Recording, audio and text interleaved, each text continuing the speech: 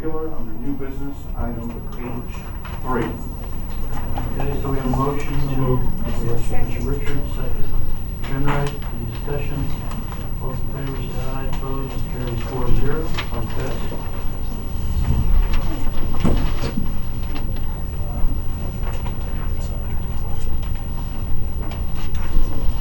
Okay, Commissioners, with regards to our class of 2015, I must admit this was the quietest group of individuals we have had. They really worked extremely hard. So what I will do, if it's okay with the Commission, I will bring them up one at a time, let you know which college they represent and what they will be majoring in. So the first one is Demetrius Anderson. He's with Palm Beach State. Demetrius, come on up. He wants to be a civil engineer. Second is Garrett Lagrange, also from Palm Beach State. Garrett wants to specialize in finance. Next is Nate Law. He's from Bogan College up in Brunswick, Maine. He wants to specialize in government law.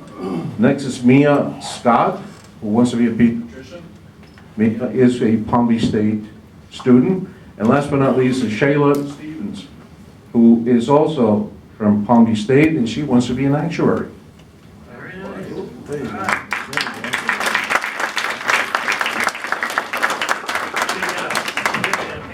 Yes, pictures, and each of you has a gift to present.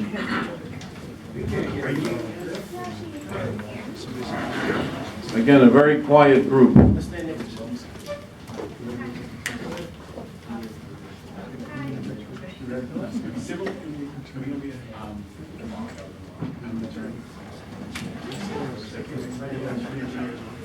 And each of you has a gift to present.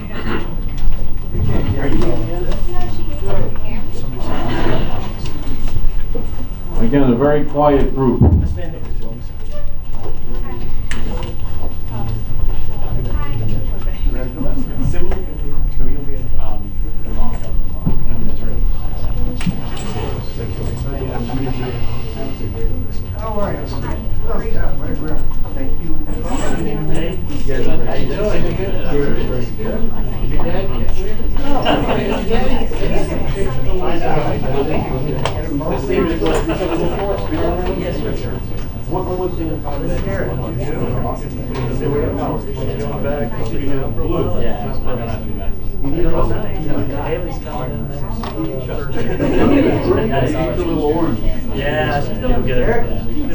All right, if we can get picture mode here. Let's try and get a picture. Yeah. Thank you very much.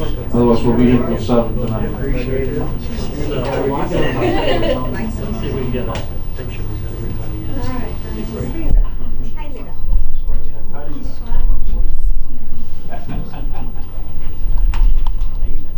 Ready? 1, 2, 3.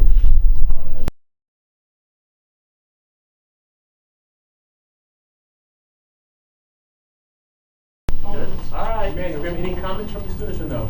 Actually, they're very shy, and if they Mia wish, wants to speak. Just be funny, say, Come on. just a couple quick words. just thank the, tell them how good I was. I just want to thank the port and the commissioners for allowing us to have this internship. We were very excited and we had a good time.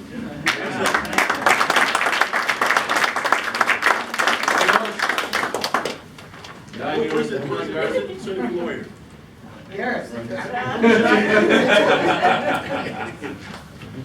I just I speak for everybody when I can say we enjoyed our time here. And for everybody who's helped us improve or any experience, I offer my sincere thanks. Yeah, we had a great time and learned a lot. Congratulations on 100 years, and I look forward to seeing 100 more. Good luck.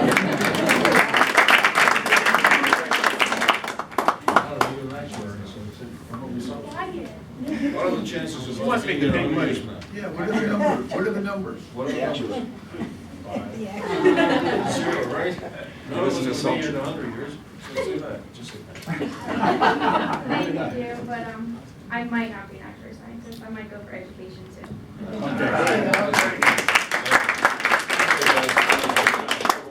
Well, I want to thank everyone for the opportunity, and I'm blessed to be you guys. Good. Good, thank you. You can bench press if we have time.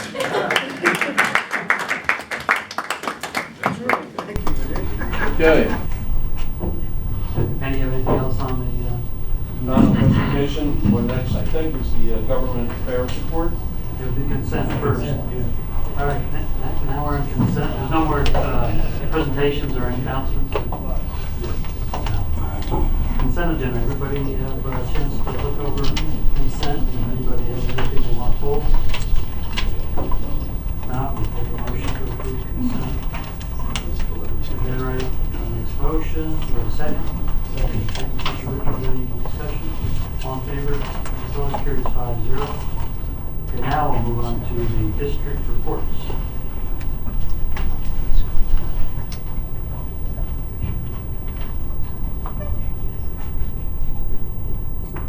Chairman, Commissioners, Richard Pinsky.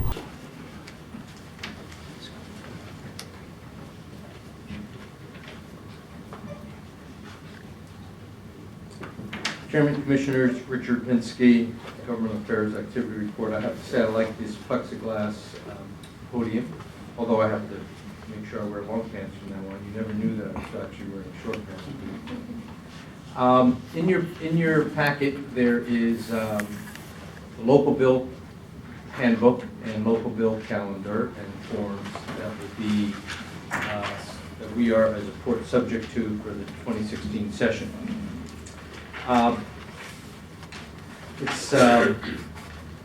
It's a discussion that hopefully, Chairman, we can have a little bit today to give some input on what the disposition, what the feeling of the Port Commission is moving forward. Committee weeks start in September 23rd. We're going to have 3 weeks of committee meetings in October, November. The session actually starts early this year, as I stated previously, on January 12th. So that means the local bill calendar, the deadline for local bills to be filed is going to be the end of September. So we've gone through an exercise in the past where 2 sessions ago we actually had House Bill 1229, and that had codification motivation behind it. By codification, as you know, we mean that we have to take our charter from Florida law and put it into state statute. So you can look up everybody's charter in one book instead of having all the laws and the statutes. There were 4, and when we did that codification proposal, we updated a number of items that were obsolete in our charter, eliminating New York Times newspaper, things like that. There were 4 items in that codification proposal that I would put out now for discussion. And the first was the compensation. We changed the word from salary to compensation so it would encompass and be more consistent with the charter, including everything, insurance, all the compensation that the commissioners would have. But the important element would be that the port commissioners going forward would be able to determine by majority vote what that compensation would be. The going forward would have a limit of no more than 3% per year. So we calculated what that would be since the last time that the Port Commission increased their compensation. And going forward, that would be somewhere in the neighborhood of a floor of $16,000 starting now, and then no more than 3% a year. So that was one item that I believe needs to be consensus from the Commission on A, if you want to move forward with the codification, and B, what would be in there. The second item was a foreign trade zone status that would catch us up to federal law, that would allow the port to give one-time only blanket approval to a county instead of the current situation where every time a city or an entity within a county, they got to come back to the port. This one-time blanket approval would allow JARA and the port to administratively handle a request and would streamline it tremendously. The third item was the language that addressed the port's ability to self-permit. And the fourth item was the lifting of the $200,000 cap on the ad valorem taxing authority that the port has. So with that, I'll turn it over. There's a couple other house cleaning items that perhaps I'll just touch on quickly, and then we can move on to the discussion of the Port Local Bill. One is that I am meeting with the governor's office on August 11th, and we are having a discussion about Port of Palm Beach funding going forward. As you know, we, a few years ago, were able to secure the matching the $20 million in funding for the port, which accelerated the FSTED money, and we're very happy that the legislature and the governor agreed to do that. You now have completion of 100 years, and so sitting with the director and your finance director, we outlined how to upgrade and make the port more efficiently, what would be the wish list for the next 100 years. In preparation for the next 100 years is probably $40 million in estimated projects. So the question to the governor and ultimately to the legislature will be, how do you propose we move forward with getting ready for the next 100 years? The other item is we do have Representative Kathleen Peters. She sits on the House Transportation and Port Committee, which is our oversight committee. She's desiring to take a tour of the port on August 20th. So I extend that invitation to any of the port commissioners that are available on August 20th to come in and meet the state representative. So with that, Chairman, I'll be glad to answer any questions or turn it over for discussion or answer any questions you have. Answer any questions or turn it over for discussion or answer any questions you have. Anybody have any? Go ahead, Pete, first. Richard, thank you. We've spoken earlier. I just don't think we should pursue the eliminating the cap on ad valorem at this time until we have the cooperation and hopefully the support of the town of Palm Beach and others. I think we would just be setting ourselves up for failure. I think the self-permitting, it's my understanding, I believe we have also agreed to eliminate that. And I just think you don't want to set yourselves up for failure. And if we had that in there, I think it would be a disaster. Thank you. I will opine. Anyone else first? Thank you. Setting ourselves up for failure. I'm glad you used those words. I refuse to fail again on this. I mean that. I refuse. I refuse to fail again. Having said that, I agree with your comments about cap. I would want us to speak to the governor's office first and ensure that there is some clarity as to how we can fund the port's continued operation. I want its expansion, I'll see continued operation. So that should not be discussed. We shouldn't go forward with that. Free trade zoning, free trade zone. Ms. Pinsky mentioned our ability to support requests in the county. Unfortunately, this does more than allow us to operate in the county. It allows us to operate in other counties as well. While I don't have a problem with that, we're all pro-business, this item was confusing to our neighboring cities, and it caused us concern. It caused the other cities to oppose us last time. We're not going to fail again for a third time. Okay? So the free trade zone, unless we have clear support from our neighboring cities, that should not be there. I had a lengthy discussion with the port director yesterday and Mr. Pinsky, and the risk-reward rate ratio doesn't support that this time.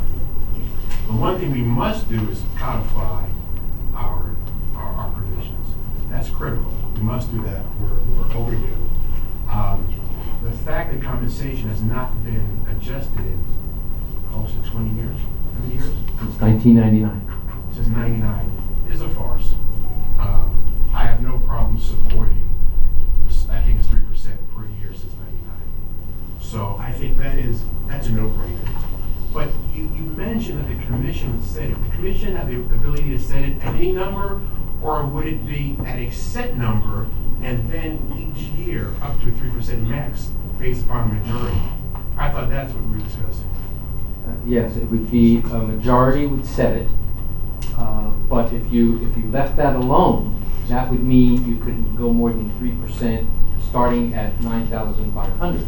So in the proposed language that we had previously, and I would suggest again, that you put a floor in. So what we did at that time, and I think Representative Packard had an issue, and so we worked out a formula. He wanted it some formulaic way, and we said, so for 1999, if you did 3% every year, you would be, and now in 2015, 2016, you will be close to $16,000. So rounding up, so in there it would be, as an example, I'm proposing 16,000, and going forward in 2017, you can't go more than 3%. That makes sense, and that's defensible, it's reasonable, it makes sense, I would support that. So codification and compensation, not even catching up, but being modified from '99, I think those are the two items we should go for this year. We need to have some success in Tallahassee.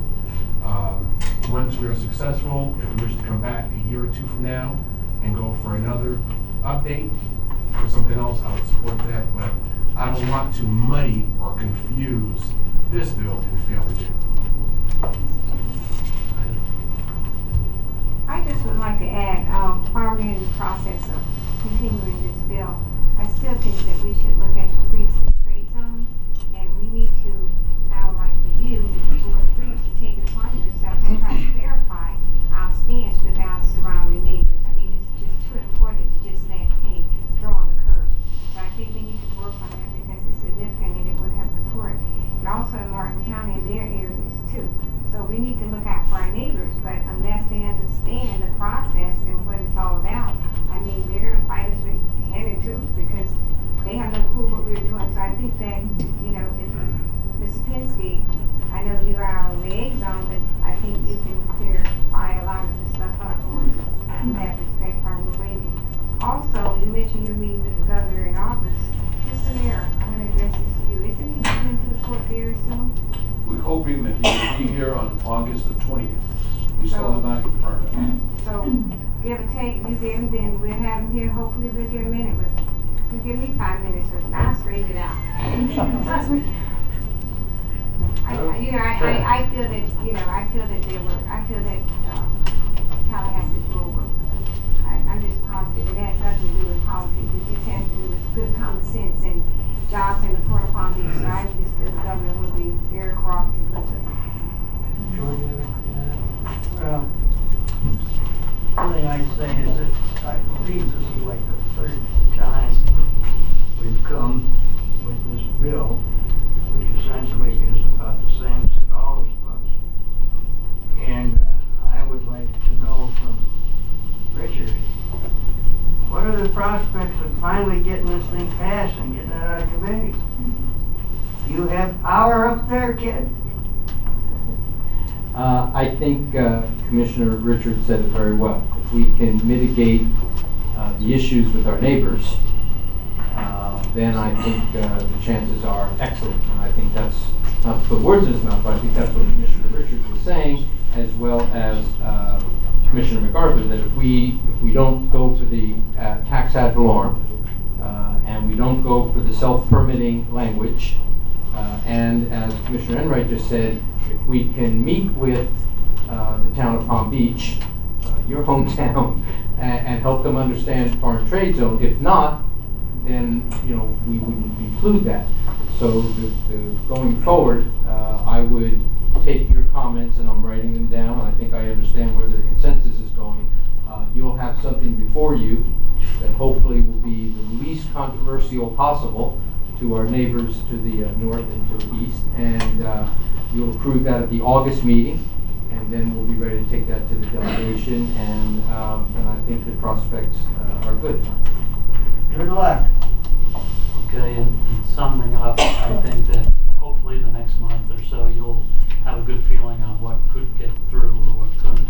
The last 2 years, we thought it was going to get through, and then the lobbying effort against us for something that we were just trying to be a good neighbor on was unbelievable. So I think we'll know better in the next 30 to 60 days. You'll come back to us and tell us this is what we can get done. And so then we'll work on that and forget the things that are impossible. And I don't think anything that we really asked for is unreasonable, but in today's political climate, sometimes it's a little more difficult than it had been in the past. So, you just come back and tell us, what you think is feasible, and then we'll go from there. Mr. Chairman, would you say that if I came back, I won't have the lifting of the cap, I won't have the permit language in there, and pending a conversation with Riviera Beach and the town of Palm Beach on the foreign trade zone to determine that outcome, and I understand exactly what Commissioner Richards is saying, the compensation is a yes, and of course the full codification of all the little detail that really means nothing. And I'll come, with that understanding, I'll come back and have a document for you to look at next month. Okay, very good. All right, thank you. On a good note, the transportation bill in the Senate, House Congress has $500 million for another Tiger. The House only has $100 million, but every Tiger up till now, they've ended up going with the Senate position, so there may be another round of Tiger in the near future. So. Okay, thank you. The House only has $100 million, but every Tiger up till now, they've ended up going with the Senate position, so there may be another round of Tiger in the near future. So. Okay, thank you.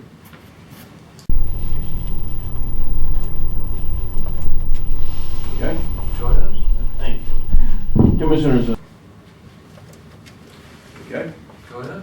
Thank you. Commissioners, a couple of things. On June the 29th, I had a meeting with the new Cuban economic attaché at what is now known as their embassy.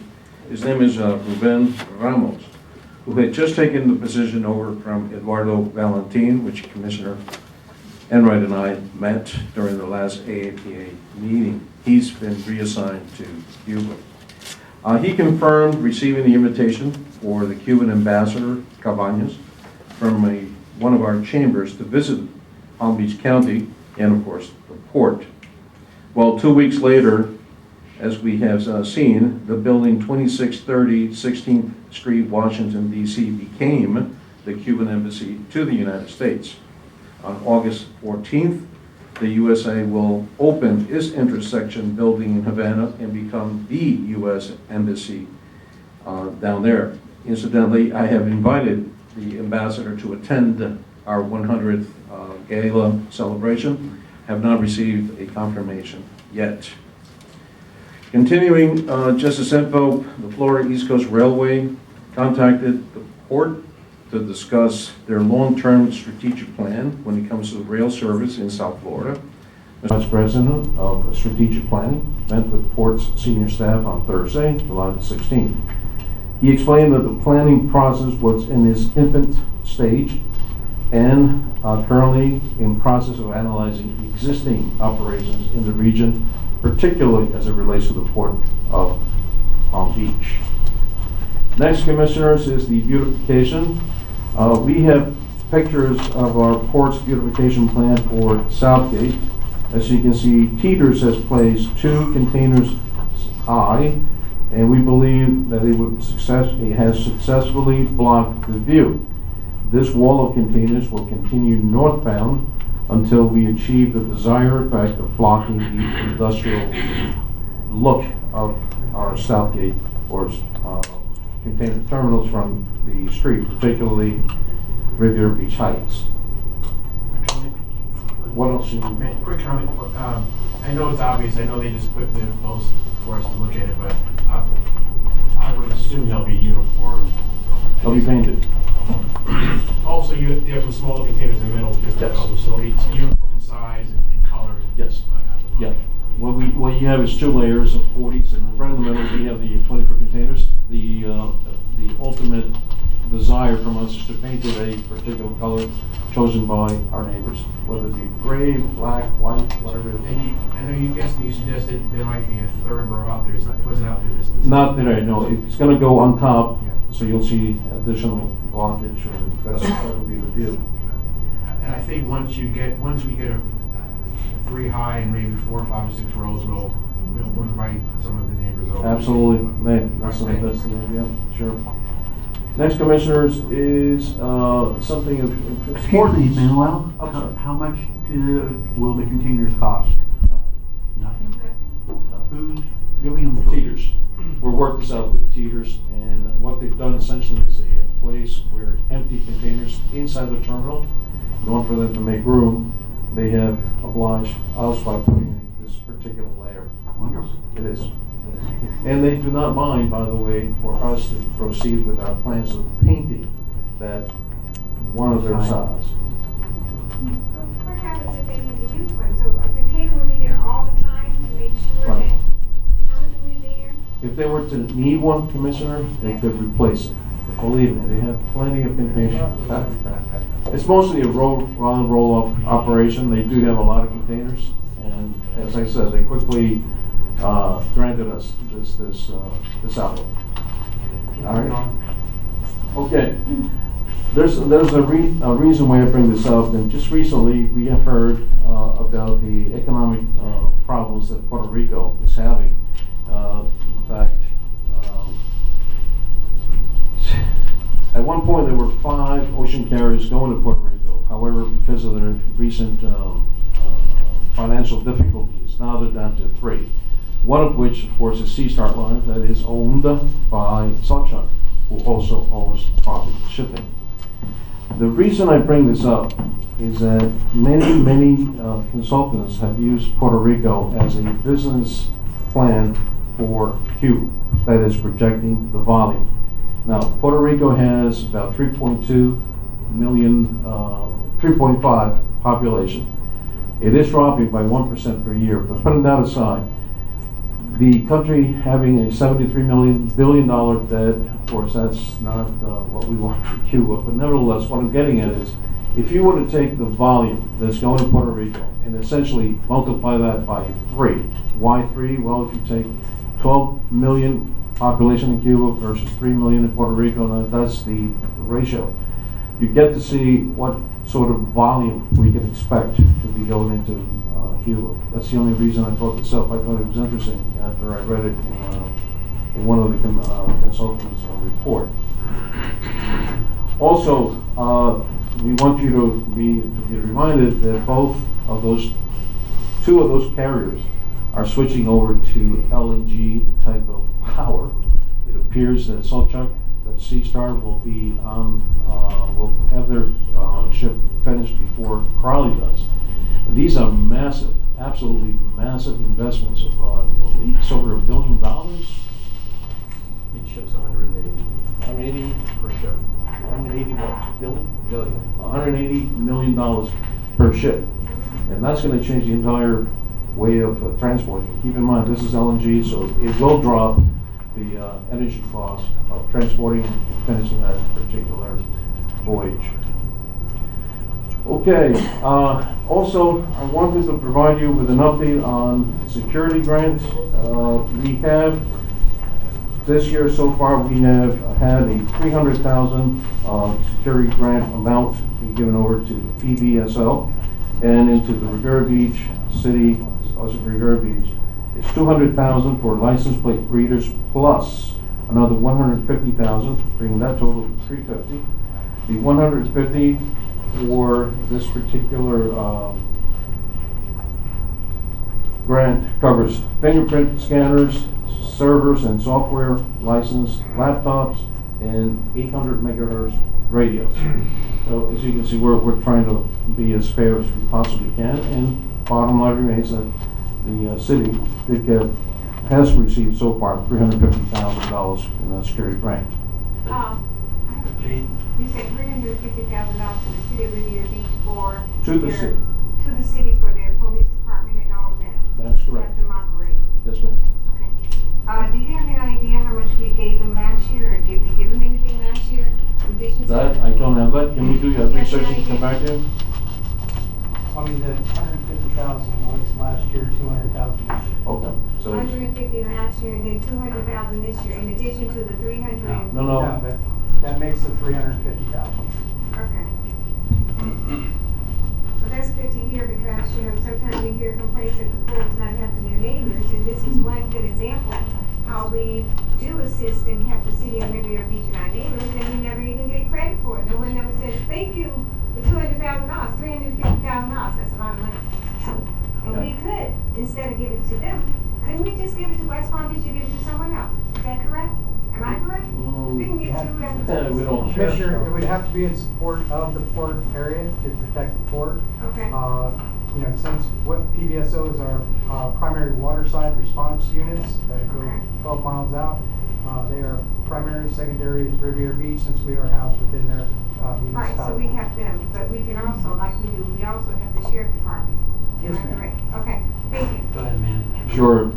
Last but not least on this topic, you will remember John Hill. He has officially retired. However, he is staying on as a consultant, at least for some time in the future. John will be missed. Great guy. Most likely he'll be here tomorrow to fight us on the tariff increase. What else do we have? Couple of port promotional presentations. This Riviera Beach Maritime Academy. And they were here on July 2nd. These were high school students. And to the point where it culminated today in a lawsuit being filed by the foundation against the museum and against the directors of the museum to have them removed, request an emergency injunction. Now, what I have seen, I have copies of here, and it's been represented to me that this was filed. It has a filing number with Palm Beach County, so I don't know if it's been received by any of the board members yet, or the alleged board members of the Palm Beach Maritime Museum. At any rate, at this moment, what I'm suggesting is that our best course would be to monitor this litigation at least for the near term. Right, good. All right, we have three people from the, this is good. We have three people from the Maritime Museum, Richard, Rob, and John Grant. Healy, Richard Prosid. So come on up, you have 3 minutes to go ahead and come on up. Whoever wants to go first, it's fine. Just tell us your name. And my name is Richard Prosid, and I am counsel for the Maritime Museum. which group are you with? I mean, we're a little confused. It looks like there's three different groups, so could you tell me who you are? There's only one group that I'm Okay. aware of, and that's Okay. been the group that's been involved for an extended period of time, not any time lately or. Okay. And I've communicated with Mr. Pickens on 2 or 3 occasions. The last being just yesterday to advise him that I am now the counsel for the museum and for the management company, and that he should be willing and anxious to talk to me. The last time we had a communication, he didn't recognize my authority to do anything or speak for anybody, and so we weren't able to accomplish it. The position that I am here to present is that there is a lease, and that this board should understand that the terms of the lease itself call for the facility to be maintained in the condition that it was at the time that the lease was first signed, years and years and years ago. And that if there were any improvements that were made, that those improvements be maintained properly to the extent of however they were installed. My position has been that if there was a series of alleged violations that were presented, and when I went through those things, Most of them didn't have anything to do with or did not indicate what the condition of the facility was at the time of the initiation of the lease, so as to give us any way of understanding that what changes had to be undertaken or had been undertaken and what things needed to be done. But what you should understand is this, that in the time since the board undertook to have the investigation done, which resulted in that report, there's probably been at least 8 inspections conducted on Peanut Island at the facility. And if you were to consult with or read any of the reports that were made, you'd see that, I don't want to say that they were glowing, but there weren't any deficiencies that were found.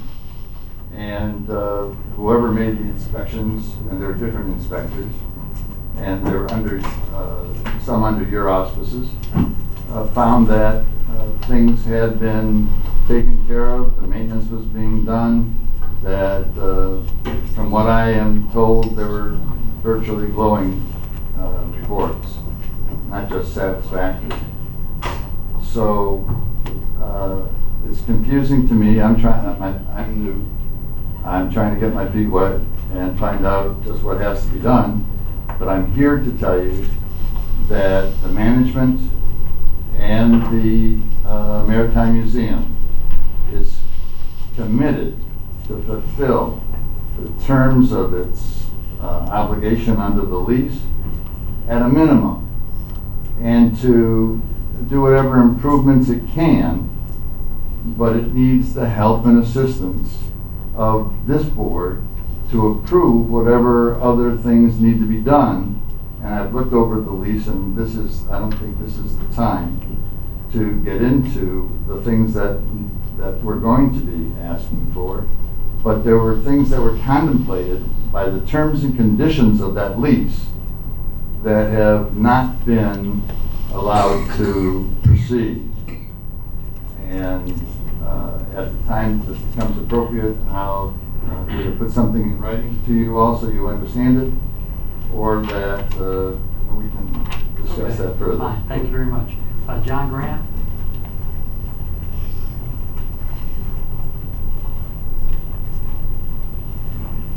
Welcome, John. Well, thank you. Good afternoon, Mr. Chairman and Commissioners. For the record, my name is John Grant. I'm the former chairman of the board of the Palm Beach Maritime Museum and the founder thereof. Also, I'm now the chairman of the Palm Beach Maritime Foundation, which is the parent. Which is the parent of the, under our new structure, is the parent of the Palm Beach Maritime Academy. And to keep my comments brief and to the point, I prepared them. So if you'll permit, I'll read them to you.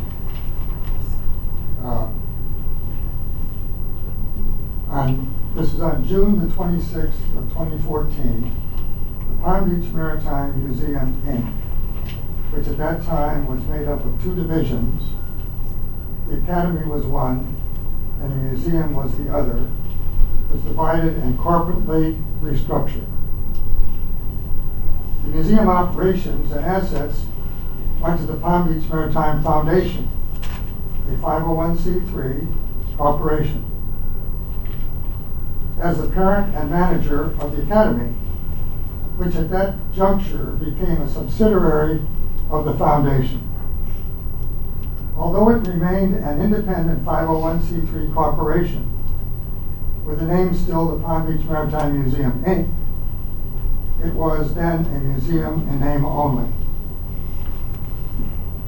Item number 2, a request for injunctive relief has been filed, as Mr. Pittman pointed out, with the Palm Beach County Circuit Court against several members of the Academy Board who have attempted to reverse the new structure and take over the museum operations.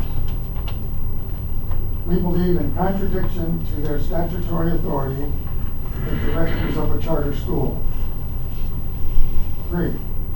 Under the authority of the foundation as sole member of the Academy, we believe these members were lawfully removed.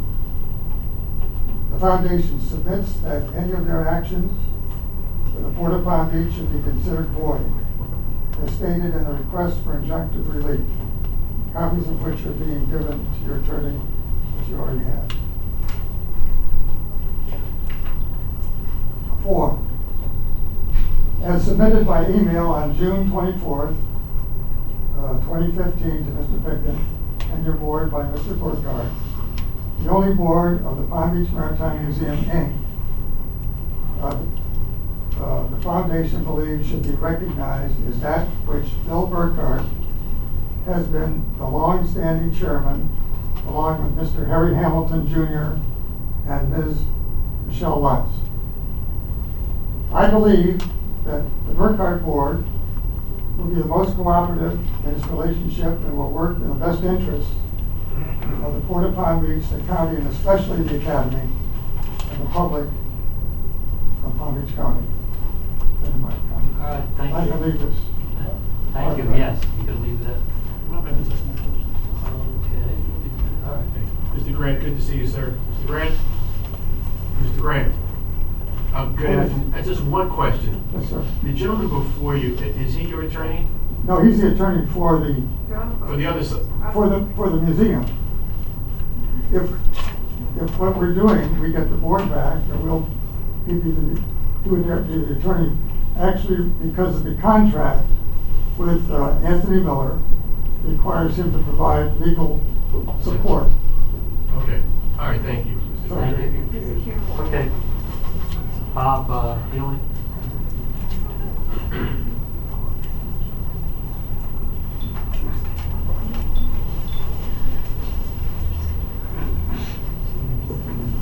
Members of the commission, my name is Bob Healy. I'm the chairman of the Viking Group, which is a Viking yacht company, a lot of companies. And we are also Viking developer, which is the master developer in the Marina District of Riviera Beach. Consistent with that concept, we established an ad hoc association called Marina Mile.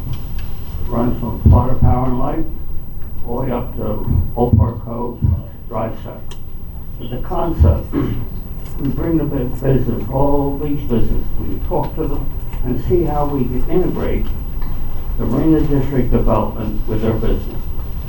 Consistent with that, some of us looked at and we saw there was great controversy about Peanut Island and the lease between the port and the Palm Beach Maritime Museum.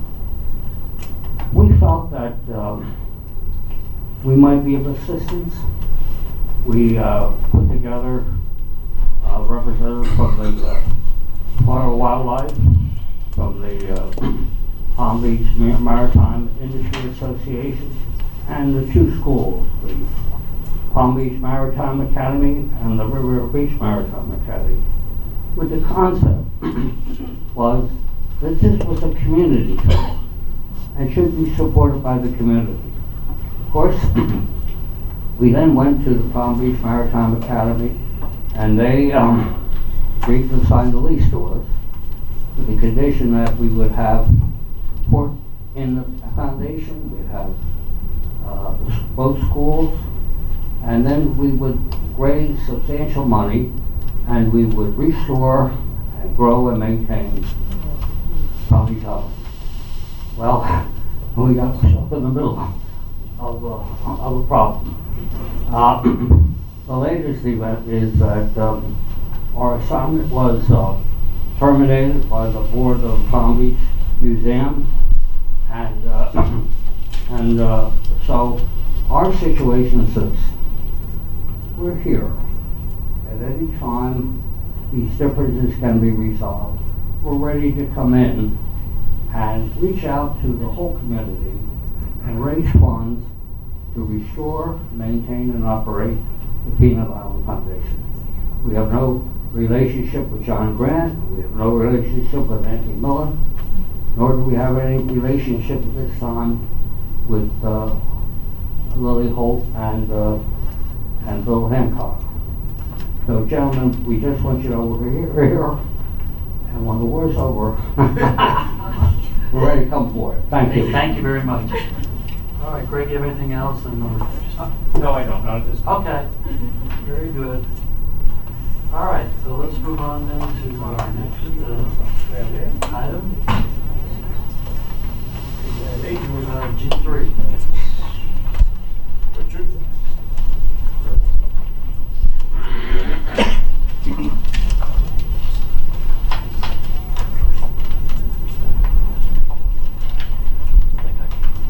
Those are tough acts. Chairman Richard Pinsky, and I did want to make just a brief comment before you consider item G3. Hickman, of course, has represented the court for a few, 4 or 5 years now, very proudly, very glad we feel as though we served the court well.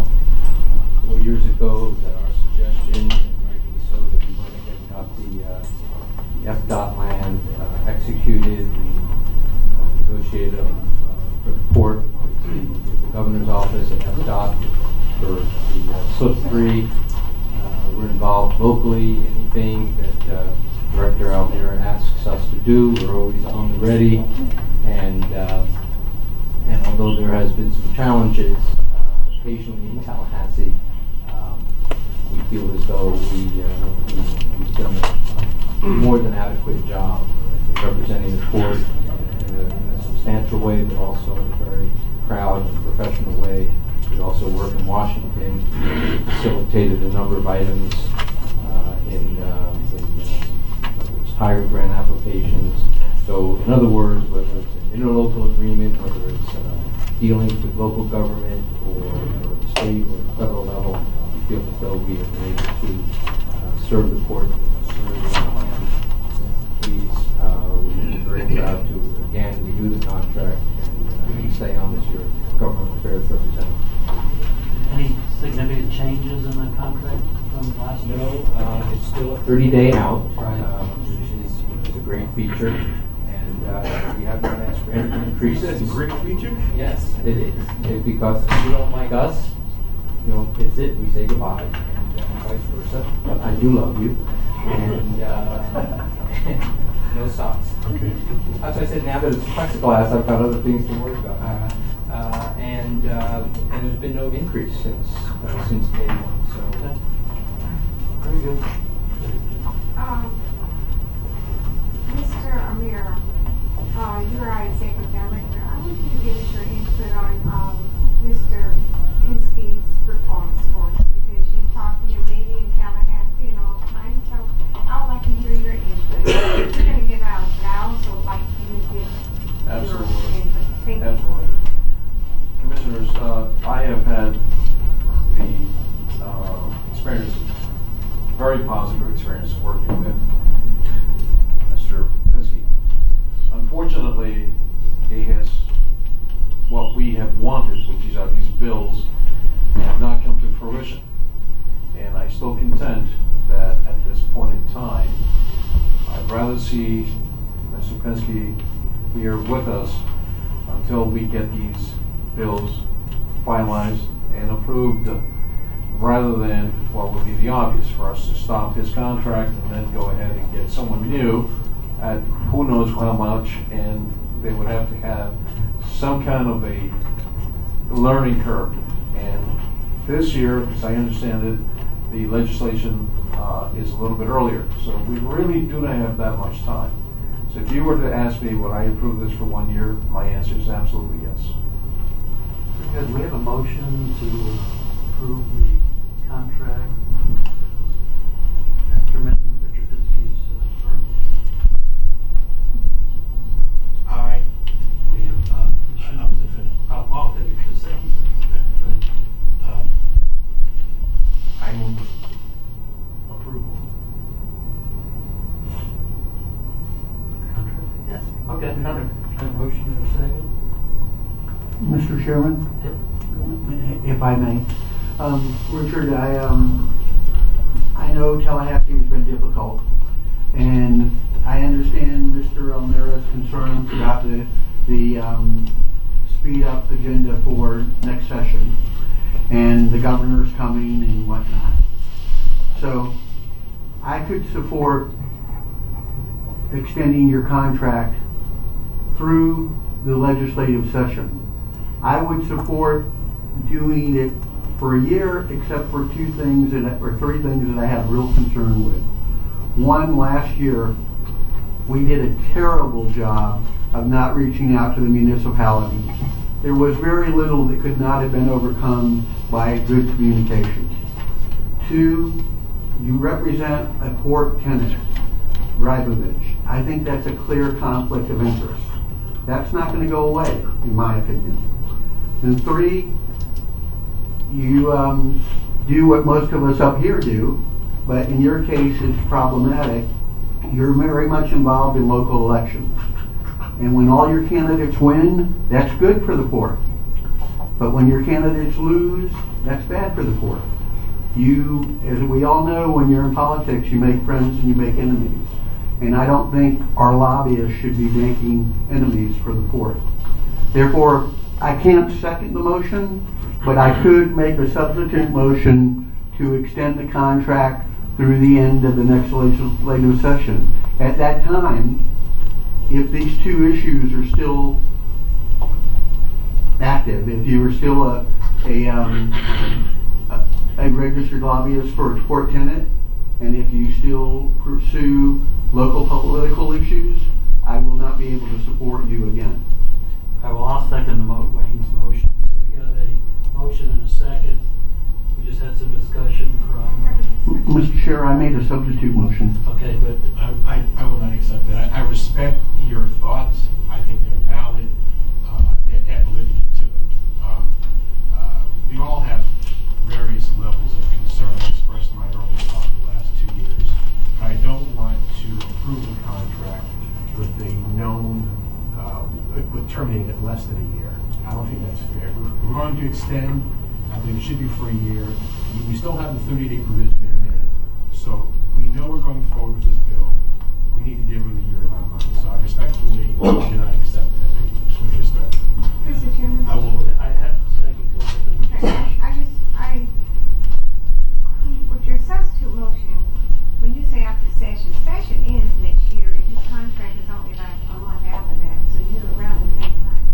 My understanding, because the session ends this May, his contract comes up June, we're talking about 1 month. So well, now the motion and the second is for the 1 year. No, but I'm just trying to clear. When does the session end next year? When the session ends, you have 1 month, so it's like the same. It's a year contract, so there's really no difference. Actually, Commissioner MacArthur I understand his intent. He's correct that it's because the session is starting early next year. Right, but It ends in March. I know that it will end in March rather than in May. But it doesn't, you're right, that's 2 months isn't worth worrying about. And you know how I am. You know me.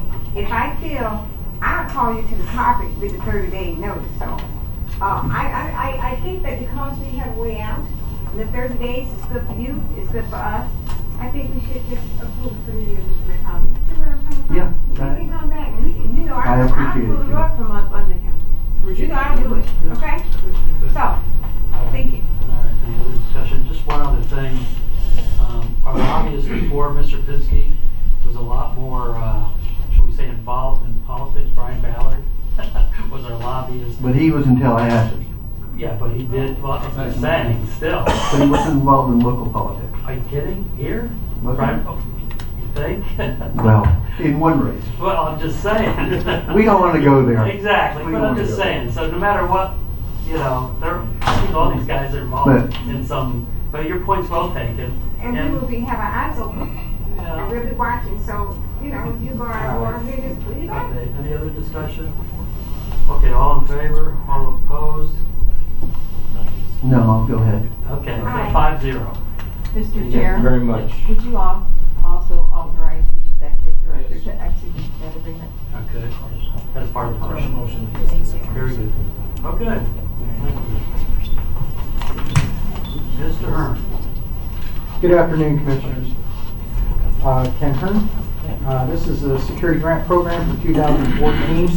I'm going to sound a little long-winded on this one, but I just want to make sure that it's very clear as to what we're doing here. The U.S. Department of Homeland Security gave us a port security grant for 2014 relating to cybersecurity.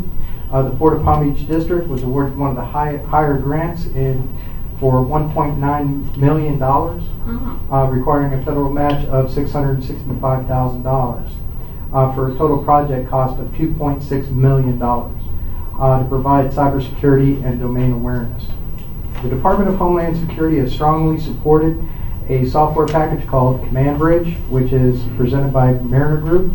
Command Bridge software consolidates various security and hardware and software, cameras, access control, alarms, ship location trackers, geographical information systems for maintaining the critical infrastructure, and into one single unified package.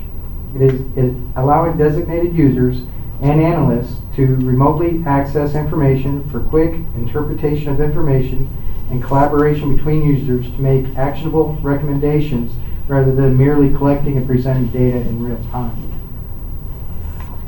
In the state of Florida, the system is being utilized by the Miami River, Port Everglades, Port of Tampa. We've spoken to each one of those locations and found that they are very much in support of the software package, to include taking the time to go down with our IT and security people and Carl Baker to review the Command Bridge software that's utilized currently at Port Everglades, and finding that both Sam as well as Port Everglades are very, very happy with the software package. Cybersecurity enhancements will include partnerships. We talked about that earlier in relation to Riviera Beach PBSO. We're going to be partnering up with a lot of people because this is a lot of funding to utilize within the 12-month period that we have to expend this funds. The partnerships will include local agencies within the district, several port facilities, partnering with several of our port tenants to look at their cargo management systems and help enhance those as well. Emergency management systems, the fusion centers at the Sheriff's Office as well as Riviera Beach PD, as well as the Emergency Operations Center for the county. Port staff has reviewed the process used by Port Everglades for this procurement and have determined that a piggyback contract with Mariner Group utilizing GSA pricing is in compliance with our grant as well as our port procurement procedures. Port staff is respectfully requesting commissioners to approve this piggyback process and authorize the executive director to enter into a contract with Mariner Group with a task order not to exceed $500,000. Additional task orders will be brought back to the board for approval. It's important to understand that the Department of Homeland Security utilizes this software as well as Customs and Border Protection, in addition to the United States Navy, and as well as several sectors within the United States Coast Guard. We're going to be starting small and moving up. The first task order will be for a system design and build order. So basically they're going to come in, we're going to assess what our current situation is and move forward slowly from there. Do you have any idea where we're going to get our part of the match for the port? Mr. Zelensky has pretty much pointed out our cap on our side for the budget year in relation to our capital. We're only going to be utilizing probably about $500,000 of this, which would require $150,000 match from the port. That's why we're definitely going to be reaching out to our local agencies, right, as well as our facilities. They can help with that. Absolutely. Good, very good.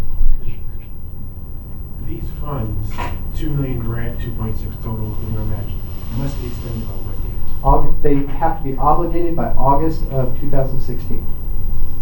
So we have a whole other year to expend funds. Which really isn't a lot of time. Right. And this is, you've determined that this is how we want to spend a good portion of it. Well, for our piece, yes. Our piece is going to be well under $1 million, but we'll be working with our local agencies and utilizing the bulk of the funding, again, with our facilities as well as with our law enforcement partners. I probably should have called you before, because when I reviewed the backwards, right? Just whenever I make a big purchase at Tracy, I try to ask myself if do I really need this, and I didn't have the feeling. Well, there's a couple Maybe of. for not calling it. No problem, no problem. Again, this is a pretty big one, so I want to make sure everybody's, comfortable with it. The first phase of it is going to be basically evaluating what cost benefit is the port going to have from this. One of the biggest aspects, and we've talked about it in past board meetings, is like a GIS system for maintaining the port. If there was an incident out on the port, and let's hope it never occurs, but with this new system, we'll be able to identify by container number what type of cargo is in that system, what kind of critical infrastructure is underneath that container sitting out there, and what resources we're going to need to bring in to mitigate that threat, as well as docks, berths, rail. There's going to be a lot of things in there. And the first step is going to be, the first task order is for this system design and review. And basically it's, for $20,000, $5,000 match from the port, we're going to bring them in and say, okay, show us what you can do, prove to us what you can do. It sounds like something that our shippers, our tenants would have. Have you spoken to them? Are they aware that you're... I'm working with Jamie Mahoney Are with they Tropical excited about Shipping. it? Do they see that there's utility, significant utility? Our law enforcement partners, as well as our tenants, I don't want to speak for Jamie, but the cargo management system would be definitely a good part of the program. Okay, thank you for the explanation. The sheriff has lots of money. Bring the match money and we'll talk. Questions? One, go ahead. Ken, I was just surprised, Command Bridge was highly recommended by Homeland Security, but it's only being utilized by Port Everglades and Port Tampa. What are the other ports? There are numerous other ports. The only ports, those were the ports in Florida that are initially using it. There's others that are in line right now. But we have the Port Stockton, Galveston, Corpus Christi, New Orleans. Ports throughout the United States. But why aren't our ports in Florida using it? Is it just starting. we're first in line? There's 3 other ports that are already using it in Florida, but we're the first ones with our hand in the grant funding to be able to utilize it. Pretty much, you could have put, cybersecurity command bridge on a napkin, submitted it for a grant. DHS would have. And I was surprised to see Miami River. I don't know. Okay. They actually started it in Florida, and that's where DHS, the FEMA guys, Mel Vanderpool, came down, reviewed it. He's been singing nothing but its praises for the last 3 years. Thank you. All right, did we have a motion on this yet? We need a motion from Commissioner MacArthur. Second. Enright, any other discussion? All in favor, all opposed? Aye. Carries 4-0. Thank you very much. All right, thanks.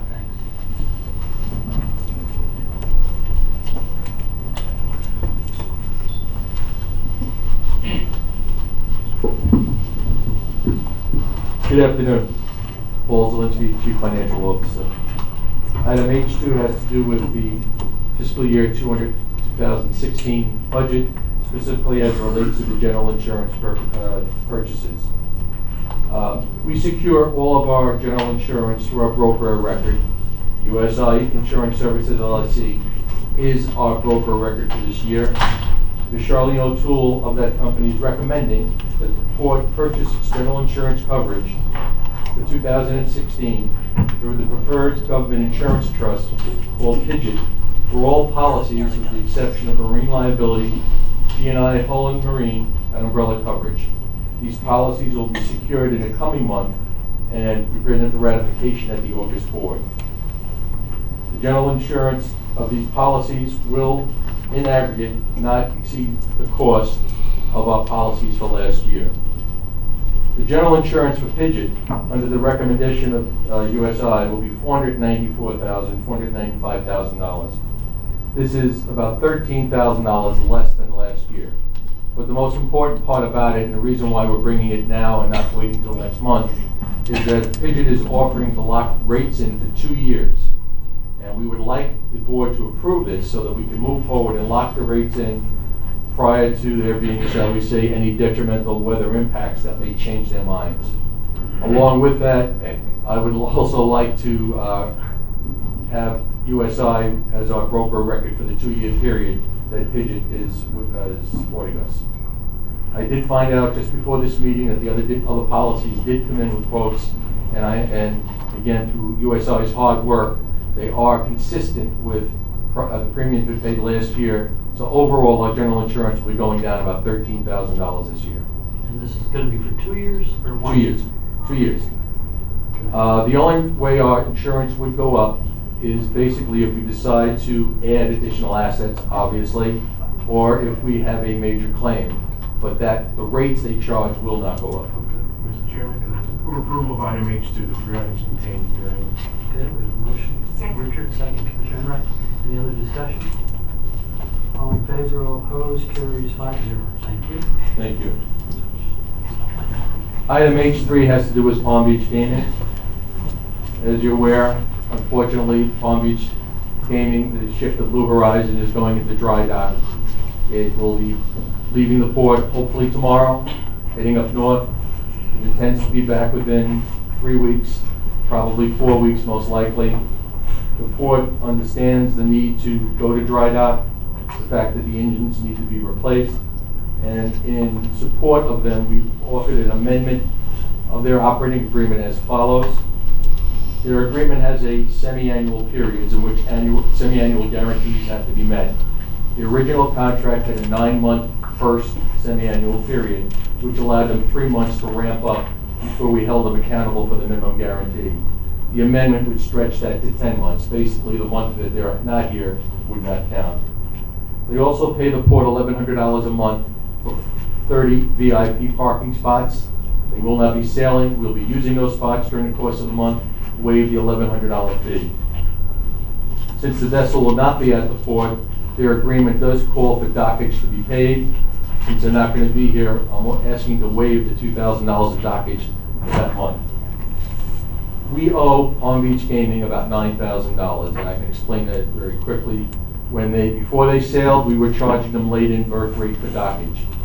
When they sailed, the contract called for us to retroactively adjust that down to $250. That generated a $9,000 credit for what they already paid us. That $9,000 we owe them. I'd like to apply part of it, roughly half of it, to their lease payment downstairs, so there's no cash outflow for them this month to pay us. That still would leave about a $5,000 credit. Now comes the shore power. Shore power is costing the port about $60,000. Mr. Lundin can explain exactly what's happening with that, but from my financial end, this is what this agreement says. When they sail off the port tomorrow, I will take $60,000 of their security deposit, of the $175, and set it aside as payment for the shore power. So if, God forbid, they don't come back, they agree to pay for it. When they do come back, I'll reimburse the $60,000 into the security deposit. As long as they're operating here for 1 year, up until September of 2016, they'll stay there. If they leave before 2016 for anything other than a legislative putting them out of business, the $60,000 comes immediately back to the port. So I've protected the $60,000 for the month they're away, and then when they come back, I've protected the $60,000 for 12 months after that. Mr. Chairman, just one thing, Paul.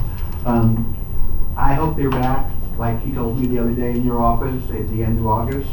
But given what has happened in the past, rather than you coming back in a month, wouldn't it be prudent to say we'll do this for up to 2 months? Well, actually, what the agreement says is they have to be back here by September 15th, and there's a 10-day cure period in their agreement, which would push us to the next board meeting. So there'll be plenty of time if there's a problem to come to the next board meeting. And I don't anticipate that being a problem. Okay, we have a motion for H3. So moved. Commissioner Enright, second. Commissioner McCarthy, any other discussion? All in favor, all opposed, carries 5-0. Thank you. Summer, anything else? No, we just need to set the Well, we're not budget there yet. workshop. Okay, just a second, we gotta do any more comments from the public? We already did. Comments from the commissioners, anyone have anything? Nothing? Okay. Now we can set the next. Correct. We have two requests, Commissioner, and that is on August the 20th, at 4 o'clock to do a budget workshop. And also, our next meeting is scheduled for August the 27th. That will be the next regular board meeting. That will give us enough time in the event that we're doing a budget workshop. When do you want us to ratify the budget? Which one? September. So are you planning on having something at the August 27th meeting? We can. My question is, why can we not have them the same day as the same day? Right. Well, I have my own thoughts, but go ahead, what Paul's question? I would like, if at all possible, to get the budget ratified by the August meeting. So if the workshop, you're accepted, or there are minor changes, we can get it done in the August. Because we have to have it done by the September meeting by the state statute. And I hate putting the boards back against the wall saying you have to approve it today or we're in violation of the law. But if you'd like, we can go back and do it on the same day, and I'll go to the September board and ask for approval. Your point just was, that was what my friend of thought was. Let's do it in August, but bring it back in September so we can ratify it. I have a question. We have to. You mentioned August 20th. I thought you said the governor was coming on the 20th. Well, yes, that's the other issue. The governor, the slip 3 dedication will most likely be earlier in the day, somewhere around 3-ish. And then, of course, the budget workshop at 4. So after that event, then we just get together and do it. Now, keep in mind, the governor has not said nay or yay. We're still waiting, but. More than likely, we are gonna have the dedication on the 20th. Yes. So that we can just do the workshop after that. Correct.